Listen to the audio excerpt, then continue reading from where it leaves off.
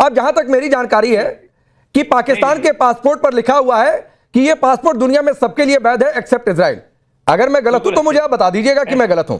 जी जी ऐसे तो अगर हाँ ठीक है ऐसा ही है ना, तो गाजा में जाकर किसका समर्थन करेंगे? इजराइल का, क्योंकि निहत्था किसको करना है, डिसआर्म किसको करना है, हमास को करना है। तो फिर क्या होगा आरजू ये मुस्लिम ब्रदरहुड का? क्या होगा मुल्ला मौलवी जो मुनीर बने फिरते हैं आर्मी चीफ से ज्यादा? क्या होगा इस इमेज का? देखिए वो इमेज जो है ना उसकी तो हमें परवाह नहीं है। अगर हमें अपनी इमेज की परवाह होती ना तो हम चाइना को कह रहे होते कि वो जो मुस्लिम्स के साथ कर रहा है चाइना के अंदर, तो हमारी अभी तक आवाज उठ गई होती। लेकिन जाहिर है चाइना के साथ हमारा बिजनेस है, चाइना से हमें पैसा मिलता है, चाइना हमें सीपीसी के नाम पर जो है वो फंड करता है, जगह जगह हमें साथ देता है।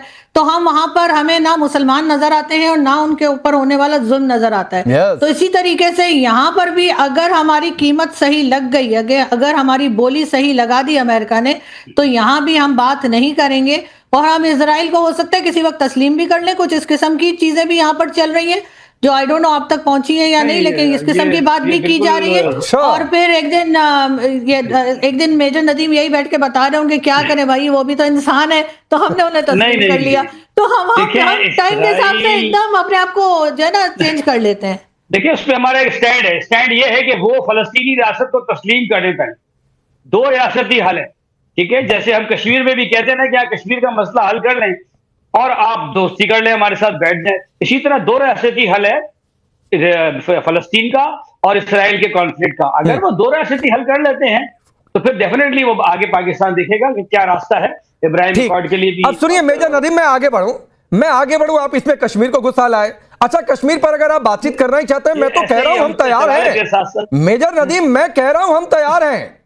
और यहां से बहल सर, माथुर सर दोनों लोग इस पर ग्रीन सिग्नल, और आप कहेंगे तो भारत सरकार भी ग्रीन सिग्नल देगी। एक तरीका है, मैं आपको बता रहा हूं, एक तरीका ये कि जो कश्मीर आपने कब्जा रखा है, जो पीओके है, उसे छोड़ दीजिए, बात खत्म। आइए दोस्ती करते हैं, बातचीत करते हैं, बाकी के मसलों को भी हल कर लेते हैं। क्या दिक्कत है? वो पीओके आप छोड़ दीजिए। जिस दिन मेजर नदीम यहां बैठकर आप कहेंगे ठीक है पीओके छोड़ा, ठीक है टेररिज्म छोड़ा, आप देखिएगा फिर हालात सुधर जाएंगे। हमारे तो है ही बेहतर, आपके भी बेहतर होने शुरू हो जाएंगे। सबीन सईद, ठीक है सर, ठीक है सबीन सईद, जो बात आरजू कह रही है, ठीक है सर आगे बढ़ने दीजिए। जो बात आरजू कह रही हैं और जो मेजर नदीम कह रहे हैं, फोर्स जानी है, तो कल को क्या यह स्थिति भी आ जाएगी कि इजराइल को मान्यता दे देगा पाकिस्तान? और फिर एक और बड़ी बात आरजू ने कह दी कि बोली लग जाए, फिर क्या मुल्क, क्या पाकिस्तानी सब गिरवी रखने के लिए तैयार है? देखिए सबसे पहले मोहतरमा ने जो बात की है कि पाकिस्तान इजराइल को तस्लीम कर सकता है, मैं आज आपके शो में बैठ के इन खातून को ये चैलेंज कर रही हूँ कि आने वाले वक्त में, मुस्तकबिल में, अगर कभी पाकिस्तान ने इजराइल को तस्लीम किया, खुदा न खास्ता पाकिस्तान ऐसा करेगा नहीं, लेकिन अगर कभी पाकिस्तान ने इजराइल को तस्लीम किया, मैं आपके शो में या कि इंडिया के किसी भी शो में मुझे बुलाएगा, मैं इनसे माफी मांगूंगी। लेकिन मैं इनको ये बता रही हूँ कि अगर पाकिस्तान ने, क्योंकि पाकिस्तान इजराइल को तस्लीम तो नहीं करेगा, अगर ऐसी कभी नौबत आई तो मैं इनसे माफी मांगूंगी। लेकिन इन खातून को मैंने आपको पहले भी काफी दफा आपसे रिक्वेस्ट की है, आज भी कर रही हूँ, खुदारा इनके साथ पाकिस्तान का झंडा मत लगाया कीजिए। ये वो लोग हैं जो पाकिस्तान के नाम पर कलंक हैं और ये गद्दार हैं एक तरह से। ये लोग माजरत, मैं बतौर पाकिस्तानी इनको एक्सेप्ट नहीं करती। अब आपका आई गेस टॉपिक था आसिम मुनीर के हवाले से कि वो कद्दाफी फौज तैनात करने जा रहे हैं, उस हवाले से देखिए ये बात अभी छिड़ी है। अभी आसिम मुनीर साहब विजिट करेंगे, वो अमेरिका जाएंगे, डोनाल्ड ट्रंप से मुलाकात करेंगे, वहां पर जाकर इस हवाले से बातचीत होगी। और ये कोई इतना छोटा मोटा प्रोसीजर नहीं है। और ये खातून कह रही किराए के डाकू, मोहतरमा इन्हीं किराए के फौजियों की वजह से, इन्हीं किराए के डाकू की वजह से आप आज जिस भी मुल्क में बैठी हैं, आप सुकून से बैठी हैं। पाकिस्तान आज महफूज है इन्हीं किराए के फौजियों की वजह से। पाकिस्तान आज महफूज है इन्हीं लोगों की वजह से। ये अपनी जानें जो है वो कुर्बान करते हैं। दूसरा, गजा में फौज भेजने वाली जहां तक बात है, देखिए गजा में फौज भेजना पाकिस्तान का अपना इंटरनल मसला है, उस हवाले से प्रॉपर काम होगा और उसके बाद ही फिर अगर ये फैसला किया जाता है तो ये फैसला किया जाएगा। अभी तक ये बात डिस्कशन सिर्फ एक ये चीज है कि जब डोनाल्ड ट्रंप के साथ मुलाकात होगी, उस मुलाकात में ये डिस्कशन हो सकती है कि गजा में फौज को भेजा जाएगा ना। तो जहां तक मेरी जानकारी है आरजू इस्लामाबाद में ही रहती हैं, ठीक? अगर मैंने आरजू आपसे पिछली बार भी कहा था कि एक आध बार इनको चाय वाय पिला दीजिए, यहां से कहिए तो हम मदद कर देते हैं, थोड़ा सा इनको चाय वाय पिला दीजिए, एक मुलाकात कर लीजिए, ताकि इनको ये यकीन हो जाए कि आप इस्लामाबाद में ही रहती हैं। बार बार ये कहते हैं आप पता नहीं दुबई, सऊदी, पता नहीं कहां कहां आपकी लोकेशन बताई जाती है। तो एक तो ये बात है, और दूसरी बात है सबीन, अच्छा आपको कहिए तो सबीन मैं आरजू से ही पूछवा दूं, आरजू आप इस्लामाबाद में ही रहती है ना? जी बिल्कुल, इस्लामाबाद में। कभी चाय वाय पिला दीजिए मैडम इनको, सबीन को। एक आध बार मेरी रिक्वेस्ट है, सबीन सईद को चाय बिस्किट। मोहतरमा टाइम दे, मोहतरमा मुंह ना छुपाएं, तो मोहतरमा को हम इनवाइट करेंगे। अब मेरा ख्याल है ये मेन स्ट्रीम चैनल है, इस पे बात करना मुनासिब नहीं है। ठीक है, आप लोग आपस में देख लीजिए कौन किसको चाय पिलाता है। मोहतरमा हमें मुंह साइड पे कर लेते हैं, लेकिन सही ऑन अ सीरियस नोट मुझे एक बात बताइए, अगर गाजा में पाकिस्तान की फोर्स जाती है, अगर गाजा में पाकिस्तान की फोर्स जाती है तो किसका समर्थन होगा? इजराइल का होगा कि नहीं होगा? और अगर इजराइल का समर्थन होगा तो इजराइल के विरोध का पाकिस्तान का स्टैंड का क्या? फिर मुस्लिम ब्रदरहुड वाले स्टैंड का क्या? देखिए, ये सारी बहस तो उस वक्त छिड़ेगी जब पाकिस्तान अपनी फौज भेजेगा। अभी डिस्कशन इनिशियल स्टेजेस पर है, अभी शुरू भी नहीं हुई बात, और आप लोगों ने इस चीज को इतनी हवा बना दिया। अगर पाकिस्तान वहां पर जाता है तो डेफिनेटली हम अपने गजा के जो लोग हैं उनको प्रोटेक्ट करेंगे, लेकिन यहाँ पर भी बहुत से ऐसे लोग हैं जो ये कह रहे हैं कि पाकिस्तानी फौज को गजा में जाना चाहिए, क्योंकि नो डाउट अभी समर्थन करने लगी अपनी आवाम का।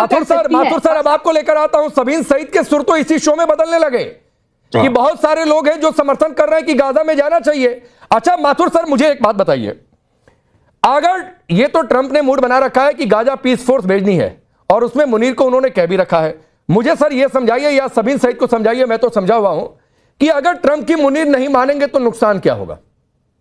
देखिए, मेरे को एक बात इसके पहले बोलने दीजिए। हम लोग 1970 का ब्लैक सितंबर वाला दिन भी याद कर लें। इनके मोहम्मद जियाउल हक जो कि आगे जाके आर्मी चीफ बने और फिर पाकिस्तान के प्रेसिडेंट भी बन गए, उन्होंने 11 दिन में उनके नेतृत्व में 25 से 27 हजार फिलिस्तीनियों को कत्ल किया गया था जॉर्डन में।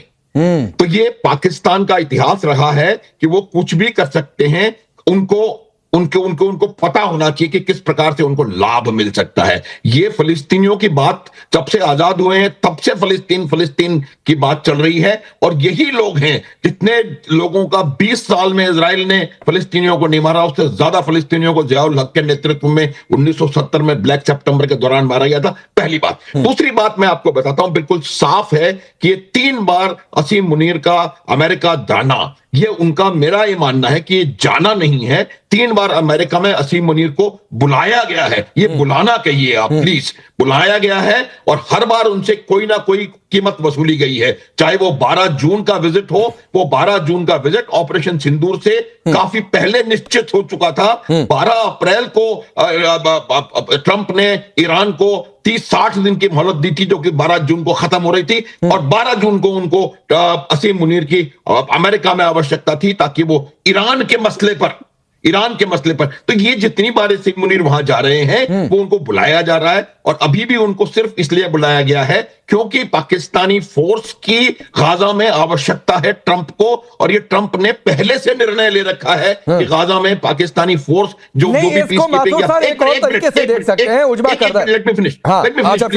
और जहां आपका जो प्रश्न है, इनको नुकसान क्या होगा, ये जितने भी कंसेशंस पाकिस्तान को अमेरिका असीम मुनीर के मार्फत दे रहा है, वो तमाम कंसेशंस इस बात को ध्यान में रख करके दिए जा रहे हैं कि वो पाकिस्तान गाजा में अपनी सेनाएं भेजेगा। अगर इसको सेना भेजने के लिए उन्होंने मना किया तो आप देखेंगे कि आने वाले समय में किस प्रकार से ट्रंप इनकी आर्म ट्विस्टिंग करेगा, किस प्रकार से ट्रंप जो अभी नहीं, वो ट्विस्टिंग तो अभी से हो रही है सर, वो ट्विस्टिंग अभी से हो रही है, उस पर मैं आगे बातचीत करूंगा। वो ट्विस्टिंग अभी से हो रही है, लेकिन उजमा करदर जो बात माथुर सर ने कही है, एक तस्वीर याद आती है। आप लोगों ने बड़ा सीना ठोंक कर कहा कि लंच करके आए हैं, जबकि वो लंच तो शहबाज शरीफ का हक था ट्रंप के साथ करने का, जो मुनीर करके आए, खैर कोई भी करके आए। उस लंच का बिल चुकाने का समय आ गया है। जो उस लंच में बातें हुई थी, तो बिल होता है ना, आप रेस्टोरेंट में जाइए और आप लंच ऑर्डर करते हैं, डिनर ऑर्डर करते हैं, तो बिल भरना होता है। तो बिल भरना क्या है कि गाजा में फोर्स भेजिए। अब अगर नहीं माने और ट्रंप ने, मुनीर ने अगर मना किया कि हमें बिल नहीं भर सकते साहब, हम तो कंगले हैं, नहीं भर सकते हैं, तो होगा क्या? जो माथुर सर कह रहे हैं, सहायता बंद हो जाएगी, टैरिफ जो अभी थोड़ा सा है वो ज्यादा बढ़ जाएगा, सैन्य सहायता जो बची कुची है बंद हो जाएगी। कुल मिला जुलाकर स्थिति यही है कि आपको खुद को नीलाम करना है। देखिए, मुझे बिल्कुल समझ आ रही है, आप लोगों को बेइंतहा तकलीफ हो रही है, और आप बहुत इस वक्त जो हैं वो दुख में हैं कि अमेरिका और पाकिस्तान के जो ताल्लुकात हैं वो इतने अच्छे क्यों हैं, वहां पे इतनी जबरदस्त स्ट्रेटेजिक रिलेशनशिप इनकी बिल्डअप हो गई है। डोनाल्ड ट्रंप जो है वो मैं अब भूल गई हूँ कितनी दफा उन्होंने हमारी पाकिस्तान की और हमारे फील्ड मार्शल की और हमारे प्राइम मिनिस्टर की तारीफें की हैं। वो जब मुंह खोलते हैं तारीफ करते हैं। अब आपका दिल जलो का अब क्या हम इलाज कर सकते हैं? ये आपने आरजू को तो ला के बिठा दिया, पता नहीं है इस्लामाबाद आरजू से क्यों इतनी आरजू से क्या अदावत है उजमा करदर? हाँ, वो जैसे आपको बुलाया, जैसे सबीन को बुलाया, वैसे ही आरजू को भी बुला लिया, वैसे ही मेजर नदीम को भी बुला लिया। मेरी बात तो मुकम्मल होने नहीं, एकदम मुकम्मल करिए। बोलते हैं तो बात तो मुकम्मल नहीं हो सकती है ना। ये आरजू जो है बैठी जो बोलियां लगा रही हैं, इनको अलिफ से बे कुछ नहीं पता पाकिस्तान के मुतालिक। इनको ये कोई फॉरेन मिनिस्टर बैठी हुई है पाकिस्तान की, जो ये पाकिस्तान के बिहाफ पे स्टेटमेंट्स दे रही हैं, फलानी बोली लग जाएगी, फलानी बोली लग जाएगी। वो आप अपने मुतालिक गौर करें कि भाई आप अगर बोलियां लगवा रही हैं तो ये कहाँ से बोलियां लगेंगी। देखिए, पाकिस्तान जो है वो डे 1 से वो फलस्तीन के पीछे खड़ा है और हम खड़े रहेंगे। हमारा दो टोक फैसला है कि जो जेनोसाइड हो रहा है, जो कत्लो गारत हो रहा है, जो मासूम जानों को वहां पे जो शहीद किया जा रहा है, पाकिस्तान जो है वो अपनी पूरी कौम जो है वो इस वक्त फलस्तीन नहीं, गाजा में सेना भेजकर कौम के पीछे कैसे खड़ी रह जाएंगी उजमा करदर? मुझे नहीं समझ में आ रहा है। ये वहां जाकर इजराइल से लड़ेंगी गाजा में कि हमारे से लड़ना है? ये आपके दिमाग का खलल है। मेरे दिमाग का क्या खलल है? ये आपके दिमाग का खलल है। आप एक खुद ही चीज इमेजिन कर लेते हैं जिसका वजूद ही कोई नहीं। अभी अगर जा रहे हैं हमारे फील्ड मार्शल अमेरिका, आपको क्या पता कि वो क्या करने जा रहे हैं? गुलामी करने? क्या पता उनका क्या एजेंडा है?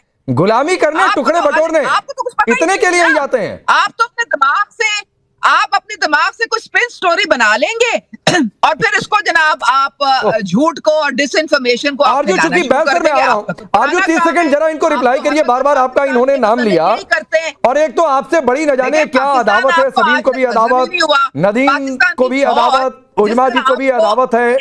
आपको पाकिस्तानी नहीं मानते हैं, खैर चलिए ये आप लोगों का विषय है। अभी भी उस शिकस्त से आप निकले नहीं, फिर आप चली गई। किसकी शिकस्त, काहे की शिकस्त? सुनिए आरजू को सुनिए। 1 मिनट, ये तो देखिए, मेरे ख्याल से पाकिस्तान को किसी भी और की जंग में नहीं पड़ना चाहिए। पहले ये अफगानिस्तान की जंग में पड़े और उसके बाद ये हम नहीं कह रहे, ये एक बिल्कुल हकीकत है कि हमने डॉलर पकड़े और हम अफगानिस्तान की जंग में कूद गए।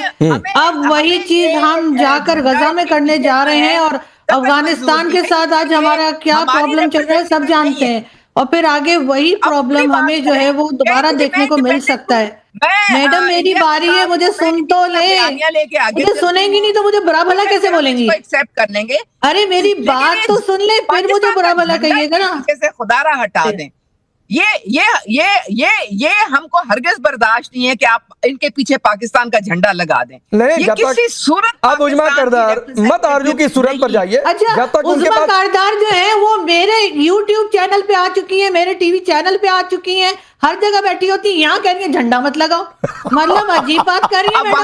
अगर कोई आपसे हटके बात करेगा तो आप कहेंगी झंडा मत लगाओ। फिर आप मेरे YouTube चैनल पे क्यों आएंगी? फिर आप मेरे टीवी चैनल पे क्यों आएंगी? मतलब वहां भी झंडा लगाते हैं। कमाल के लोग बुलाते हैं आप लोग कि ये बजाय अपने आर्गुमेंट से किसी को। चलिए उजमा करदार प्लीज। मैडम एक तो आपको एक्सपोज कर दिया आपने कि आप इनके YouTube चैनल पर जाकर बैठ जाती हैं, यहाँ पर आकर कहती हैं कि पाकिस्तान क्यों लिख दिया। तो रुक जाइए, ये रेडियो कमेंट्री का शो नहीं है मैडम। कम से कम सबीन और मेजर नदीम से ही सीख लीजिए। कम से कम सबीन और मेजर नदीम से सीख लीजिए कितनी डिसिप्लिन के साथ वो अपनी बारी का इंतजार कर रहे हैं। तो थोड़ा सा रुक जाइए, बोलिए अर्जुन जी। देखें, अगर किसी को मेरी बात अच्छी नहीं लग रही तो अपनी बात से आप मुझे गलत साबित करें ना। मेरे ऊपर पर्सनल अटैक किस खुशी में कर रहे हैं कि ये पाकिस्तानी नहीं लगती तो ये नहीं लगती तो वो नहीं लगती। तो बहरहाल बात सारी ये कि हमने पहले अफगानिस्तान की वॉर में हम पड़े और वहां से हमें नुकसान हुआ और आज तक हम भुगत रहे। और अगर हम फिर एक बार किसी और की जंग में गए और हमने वहां जाकर फिर कोई हिस्सा डाला तो यकीनन अमेरिका तो अपना काम निकलवा के हाथ झाड़ के चला जाएगा, जैसे वो अफगानिस्तान से चला गया। तो ये ना हो कि हम जैसे कहते हैं ना कि नजदीकी फायदे से पहले दूर का नुकसान देखना चाहिए। तो ये ना हो कि बाद में फिर हमें कोई नुकसान हो कि हम गजा पहुंचे और बाद में हम भुगतते रहे जो हम अफगानिस्तान के साथ भुगत रहे। ठीक है, अब बहल सर आपके पास आता हूं, माफी के साथ थोड़ी देर से आया आपके पास। अब ये आप जरा इन्हें समझाइए कि कैसे, क्योंकि ये मानने को तैयार नहीं है कि मुनीर की गर्दन फंसी है, ये मानने को तैयार नहीं है कि गाजा में फोर्स भेजना इजराइल को समर्थन करना है। फिर तो आरजू की बात वो सही है कि भाई ठीक है सब कुछ नीलाम है, कुछ है नहीं, या फिर मुनीर को सिर्फ अपना फायदा दिख रहा है। आपका विश्लेषण क्या है इस पूरे मसले पर? मैं एक पंजाबी की कहावत कहता हूं, एक साइड ता खूहेगी तो दूसरी साइड ते खाई। मतलब एक साइड पे पूरे का पूरा कुआं है तो दूसरी साइड पे खाई है, वो बेचारा करे तो क्या करे। अब जब इतनी इंपॉर्टेंस सडनली ट्रंप से मिल गई, जो $686 मिलियन उनको F-16 के मिले हैं, और जो एक साइड से उनको हमेशा लगता है कि इनकी साख पाकिस्तान की ऊपर जा रही है, लेकिन अगर मैं कहूं तो ट्रूली कहूं तो आरजू जी ही एक वो है जो कि ट्रू पाकिस्तानी है, जो समझती है कि प्रॉब्लम कहां है, पॉलिटिकल ऑटोनॉमी में है। एक सबजुगेशन हो चुकी है पॉलिटिकल लीडर्स की। कहीं पे भी एक जगह होता था, कम से कम एक फसाद था कि वो पॉलिटिशियन जो है वो कठपुतली है, लेकिन अब तो डिक्टेटर पूरी तरीके से बाहर। ऐसे डिसीजंस जो लिए जाते हैं अलग अलग देशों के अंदर, वो उनके पॉलिटिकल लीडर्स लेते हैं। एक मुनीर नहीं लेता है, एक आर्मी का चीफ नहीं। हमारा तो आर्मी का चीफ देखिए बिल्कुल ऐसी चीजों में बातचीत नहीं करता, वो जो भी कहता है हमारी पॉलिटिकल लीडरशिप जो कहेगी। लेकिन यहाँ पे मुनीर कहता है जो मैं कहूंगा वो ही मानेंगे। और अगर इनको जो प्रोटेक्शन की बात कर रहे थे ये मुस्लिम्स की, इससे पहले मैं एक चीज बोलना चाहता हूं उसके बारे में कि ट्रंप इनको क्यों चूज कर रहा है। वो दो कारण है। एक कि ये मुस्लिम कंट्री है, 6,60,000 की इसकी आर्मी है, न्यूक्लियर वेपन्स है इसके पास, तो उसको लगता है कि बाकी जो मुस्लिम कंट्रीज हैं, इंडोनेशिया 20,000 देने को तैयार है, लेकिन इंडोनेशिया ने एक चीज कही है कि वो बिल्कुल भी पीस एनफोर्समेंट या पीस कीपिंग नहीं, वो सिर्फ रिकंस्ट्रक्शन में और इकोनॉमिक रिकंस्ट्रक्शन और इंफ्रास्ट्रक्चर डेवलपमेंट में पार्ट लेगा। तो इनके इशक दर ने भी यही कहा पीस कीपिंग में लेंगे, लेकिन हम वो उनको डिसआर्म नहीं करेंगे। लेकिन ट्रंप ने क्यों चूज किया इनको? क्योंकि आपने इजिप्ट में वो मीटिंग देखी होगी जब शहबाज शरीफ लेट गए थे हाथ जोड़ के, और जब ट्रंप ने उनको कहा